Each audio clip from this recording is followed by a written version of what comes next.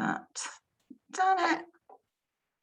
There we go. Okay, so hi everyone, thank you so much for coming and welcome to this talk on Badging the Commons, how Badge Nation digital badges can help make Fab Cities. Firstly, I'd like to say a massive thank you to the Fab Foundation for having me to speak at the summit today. It's an absolute honour to be here with you all, even if it's virtually, and have the opportunity to share our story alongside such an esteemed group of change makers and movement makers. My name is Ruby and I'm a programme coordinator at Real Ideas organisation based in Plymouth, UK, as well as a founding member of a very exciting new collective, which I'm here to talk to you about today. Badge Nation is a not-for-profit, purpose-driven partnership between Real Ideas and future creators, committed to recognising what individuals achieve and accomplish outside of formal accredited qualifications. We are all built to learn, yet outside of formal education and certified qualifications, there is little to credibly validate activity, attitudes, and experience. We exist to help organisations to recognise individuals for their learning and achievements, and we use digital badges to motivate learning and ambition.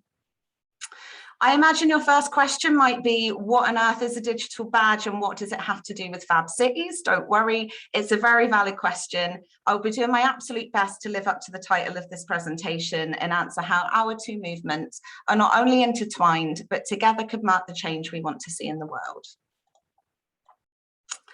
So to start us off, I'll first explain a bit about the history of Badge Nation and how we got to where we are today. Badge Nation was born out of an innovative and ambitious pilot project led by the RSA called Cities of Learning. The project sought to use digital badges to link and make visible the ecosystems of learning that exist in a place and the opportunities that learning could lead to.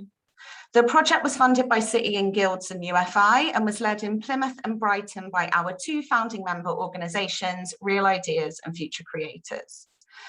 The pilot saw Cities of Learning badge standard applied to the writing of digital badges for the first time. This provided confidence that our issuers needed to talk about rigour and quality assurance in the world of digital badges. It went a long way to giving a framework and a structure to what had previously been a really open and inconsistent world, and it remains to be a central mainstay of the Badge Nation approach to digital badges. During the pilot, Future Creators and Real Ideas worked with 54 organisations to create 365 different badge templates that were then issued 3,675 times to 1,734 individual earners. It was an epic learning journey which saw some innovative practice emerge. A great deal of learning was taken during the pilot, but the main thing we found from the whole piece was badges really work and people love them. Once people have had the chance to earn or issue a badge, they rarely look back. For us, the prospect of stopping issuing digital badges at the end of the pilot was just unthinkable, and so Badge Nation was born. A sustainable, scalable community model run by a charity social enterprise partnership designed for the sole purpose of bringing digital badges to the nation and further afield. I'm sure with all the giant topics being tackled today that death by PowerPoint is the very last thing that you want from me, but none of this will make any sense without knowing a little bit of the technical information. So please forgive me for this, but let's start with the important part. What are digital badges? I like to imagine them as the cool leather jacket and sunglasses wearing younger cousin of the stuffy certificate of achievement. No printing required. They're a smart, simple and visual way of recognising non-accredited learning. They are an effective and inexpensive way of demonstrating impact as an organisation, and they're a useful tool for earners to proudly display on their website, email signature, LinkedIn profile in CV, and they're accessible anywhere to anyone using only a website link. So here are some examples of brilliant badges that have been awarded across various sectors activities, such as the Eden Project's work experience, Make Good Troubles youth producers, and Real Ideas webinar hosts. I have that one. You can write a badge about anything and award it to anyone that has achieved the criteria, whether that be young people you support, volunteers that you manage, or colleagues with particular skills. So how do they work? Using a site called Credly, badges show the awarding organisation's logo and the criteria that an earner must have achieved to be issued with that badge. Here is what a digital badge looks like in your browser. You can clearly see the awarding organisation, name of the badge, skills and earning criteria associated with that badge. This one is from the Fab Lab at Plymouth College of Art. The earner has attended a short course in Smart Citizens, digital design and fabrication, developed skills in Autodesk Fusion 360. I have no idea what that is, but it sounds important. Materials understanding and research alongside entrepreneurial business development. You can also see a list of skills and attributes, including being innovative, advanced manufacturing, and health and safety. Badges can be as thorough or as light touch as you like, and earning criteria are completely customizable and flexible to the writer. Each badge written by our Badge Nation members is quality assured to the badge standard before being published. So the way that we differ from other organisations that have adopted badging is that every single badge written and submitted by our community is quality assured by our team to this standard. We find it strengthens the meaning of these badges across all activity. The Cities of Learning badge standard is a simple framework that provides structure to communicate learning in a consistent way, making it easier to understand what people are doing, how it helps, and where it could lead. Each layer in the standard can be used to recognise standalone activity or can be considered when forming pathways through an organisation's offer. There are 4 layers to this standard: engage, participate, demonstrate, and lead. Starting with engage layer badges, information is given to earners to engage them with a topic. Engage badges are simple, easy to obtain, and can be awarded for activities such as attendance at an event like today, or attending an open day, a webinar, or a career fair. Moving on to participate layer badges, learning is more interactive. Activities have specific learning outcomes to help them progress. It's a great way to recognise active learning and can be awarded for activities such as the completion of workshops, programmes, courses and training. The next layer is demonstrate, which is all about putting those skills into practice. Learning is contextualised in a real-world setting, and earners are given the opportunity to present their work and receive feedback to help them grow. These are fantastic for recognising when earners have taken their knowledge and applied it to a practical setting, such as competitions, carrying out a specific function in the workplace, or a work experience placement. The top layer of the standard is lead. Earners are given the opportunity to embed their knowledge in different contexts, inspiring and influencing others through their activity. Lead badges are the ultimate recognition in the badge standard and are effective in rewarding activities such as ambassador and leadership roles. Maybe you've implemented a program or set up a Fab Lab. So why use digital badges? Now you know a bit about them, let's talk about why they should be used. Simply put, they are wonderful. They are minimal effort and quick to write, yet go a really long way in helping you demonstrate your impact and track specific learning outcomes and attitudes. They give a voice to all of the skills, knowledge, and attributes that employers and movements value, but aren't typically recognised through exams and formal qualifications.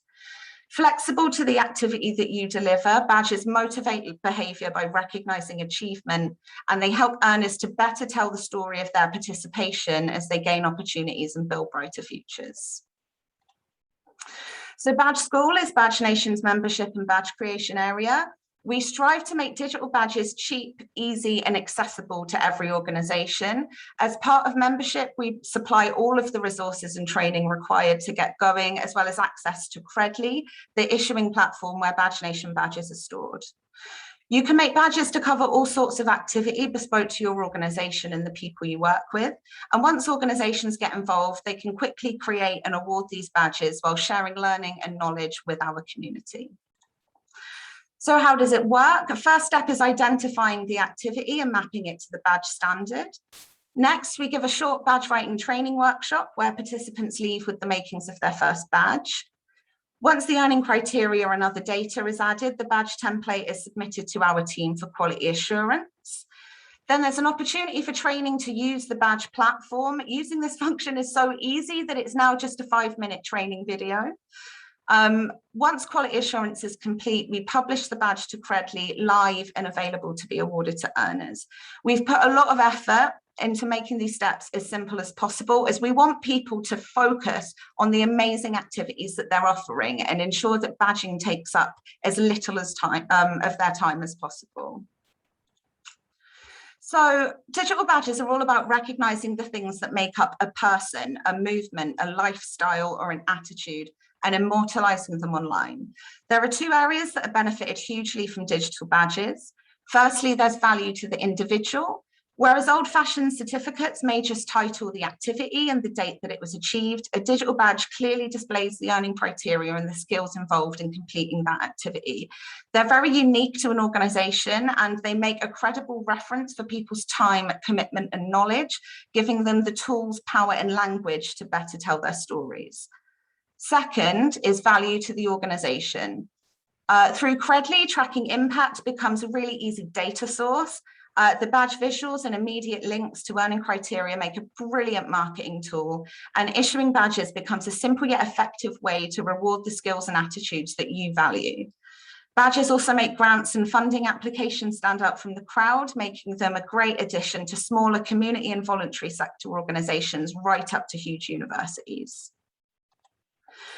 So what makes us different? First of all, we are completely badge mad. We absolutely love them, and we're completely over the moon that we get to come to stages like this and talk about how badges can help build brighter futures for people and planet. We're always looking for more ways to apply apply badges, and we get super excited about having these chats. We've created a mechanism that's really accessible to organisations that aren't academics or technologists. We've turned metadata into words, we've turned the open standard into a simple online form, and we've done away with some of the language that can be off-putting to the general public. We go by the mantra, explain it in a way my nan would understand. We don't just want to see digital badges as a means to prop up academic achievement. We all know that people are more than just their qualifications, that they get up to amazing things in their communities or on projects that they care about. Finally, we've made it cheap and easy with a quality assurance process that gives badges rigor and value outside of the issuing organisation. We charge £200 a year to join and want to prevent as many barriers to participation as possible. So we welcome groups that would like to badge but maybe can't pay for membership. Okay, so thank you for bearing with me through all that technical information. Let's move on to the fun stuff, what we are all here for, how digital badges can help make Fab Cities. Fab City is about thinking of new technologies that promote new behaviours and thus creating more sustainable cities. These new practices require lots of new skills, but they also require people to commit to certain attitudes and values to feel motivated to learn, share and act. This is where it becomes obvious that the Badge Nation and Fab City movement share a lot of the same values: knowledge sharing that is open source, innovation, and small everyday changes contributing to massive outcomes. Movements, by their very essence, are made up of a myriad of factors.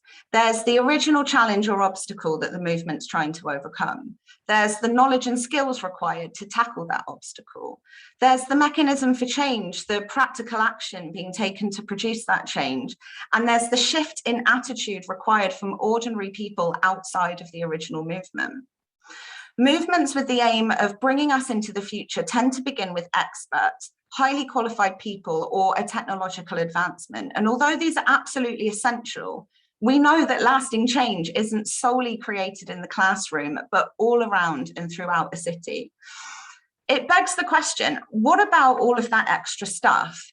Teamwork, communication, determination, the ambition to make it happen, and other endless skills that you've never had an exam for. What about the tiny activities that are creating change, like starting a community recycling project? What about the attributes and influence that the big players have outside of their doctorate or master's? What about the simple openness of someone attending an information session and being willing to have their mind changed? Perhaps most tricky is, how do we recognize and mark all of this extra stuff in a lasting and meaningful way? Badges are obviously the answer.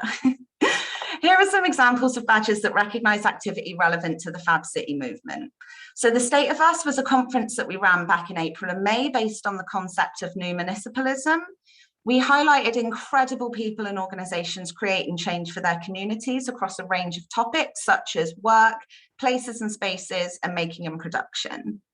To recognize everyone's involvement in this conference, we created a collection of 3 badges: attendee, an engage badge for attendees that went to at least one of the 4 sessions; new municipalist, a participate badge to reward those that attended all of the sessions; and contributor, a demonstrate badge to highlight speakers, organizers, and partners that provided fantastic content, made the event run smoothly, or helped to promote it. All of these badges recognize skills in activism, resilience, and personal development, as well as expressing interest in powerful communities and economic democracy. Another slightly more technical badge, but would be very well placed in a Fab Lab, is the Students Organising for Sustainability Carbon Literate badge. This badge is a demonstrate badge that, recognising that earners have developed an understanding in the science behind climate change, realise the interconnectivity between social equity and climate change, and developed a toolkit to act, including strategies and skills for communication action. Skills involved in this badge include critical thinking, influencing, and being future-facing, which I'm sure we all agree are absolutely necessary for any movement, but are particularly needed for Fab Cities and Fab Labs. Then, of course, there are badges to recognise smaller levels of action, such as this from the Hangleton and Knoll project, where young people have participated in a youth volunteer programme to develop their confidence and fundraising skills. We encourage recognising even the smallest of achievements. So how can the Fab City movement incorporate badges? We've made a start on this in Plymouth, but there's still work to be done. As I mentioned earlier, Plymouth College of Art took the first steps to creating badges at their Fab Lab. Recently, we were really excited to launch the Fab City Plymouth forum and website, and are working on creating a collection of specific badges to recognise activity benefiting the movement. But if I haven't made myself absolutely clear, there really is no limit to what can be recorded in a badge. Some examples of activity that I would love to see as Fab City badges include engaging with attitudes of the movement. Perhaps this is from attending network events, seeking out information, or using a Fab Lab. Delivering projects that contribute to circular economies. You hear amazing things about organizations developing schemes to reduce and recycle waste. Maybe that's a community composting project or a food bank. Why not give them a badge? Bringing awareness to the movement. Perhaps this is a Fab City ambassador badge for organizations or individuals that are taking active steps to spread the word and bring more people along for the journey. The possibilities really are endless, and I'm always happy to hear thoughts on areas of the movement that you think deserve recognition. So to wrap this up, I'm going to leave you with a few thoughts about where we go from here. As change-making organisations, we have a responsibility to the movements we serve and the people that we work with. Training, knowledge and skills are not only a right for everyone here and now, but an opportunity to build powerful communities for future generations. Machona Laweo said, no matter how tall or wide a tree is, it started off a seed. We have a big challenge ahead of us and a journey that needs to be taken step by step. In these times of uncertainty, the commons that we all speak of are not simply the resources we have, the land we care for and the items we produce, but the knowledge, solidarity and attitudes we share as a global nation of people with a common goal, without which we will not succeed. We owe it to the open-minded individuals, the early adopters and the get-stuck-inners to recognise all of the small actions that go into creating a movement. And who knows, maybe digital badges could shed a small bit of light and help the seed to grow. I hope this has been a worthy peek into the world of Badge Nation and digital badges, and that you're a fraction as excited as I am for the prospect of badging the commons as we tackle these issues together. If you'd like to explore what badges could do for your organisation, your Fab Lab or your Fab City, I'd be really happy to chat further with you.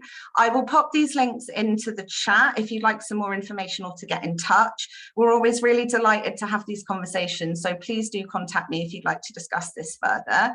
Thank you so much for listening to me today. This has been an absolute pleasure and I'm just so honoured to be here with you.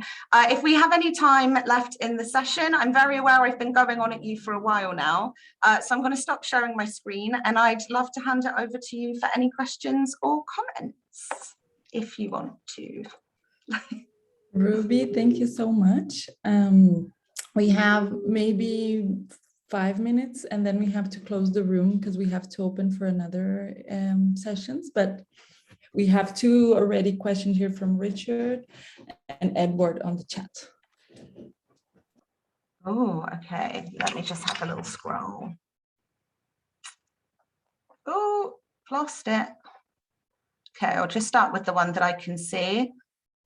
So can you please discuss the Credly platform? Is there potential for vendor asset lock later if you wish to move on to a different platform?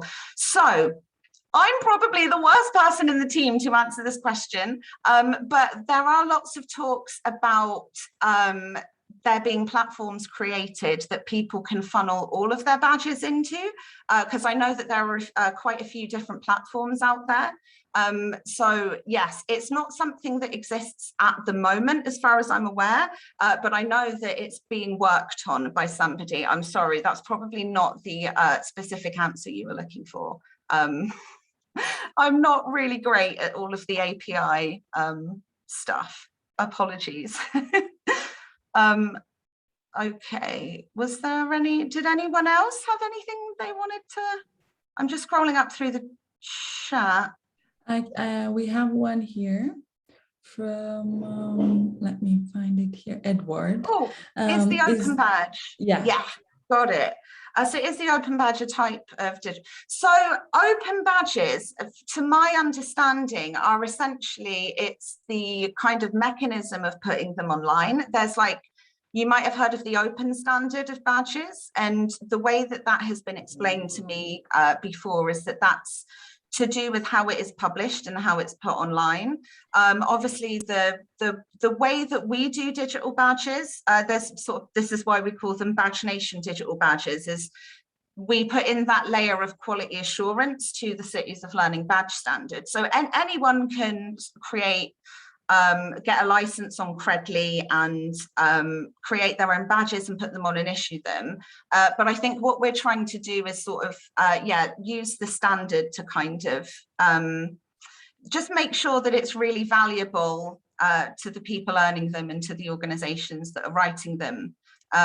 So yeah, there's, this is why I said earlier on that it's kind of, we're trying to give a little bit of sort of structure and rigor, because people can write badges about absolutely anything that they would like to. And that can get a little bit, it can get a little bit muddy out there in the big wide world. And it kind of means that we're trying to move away from badges only being of value to that issuing organization, if that makes sense at all.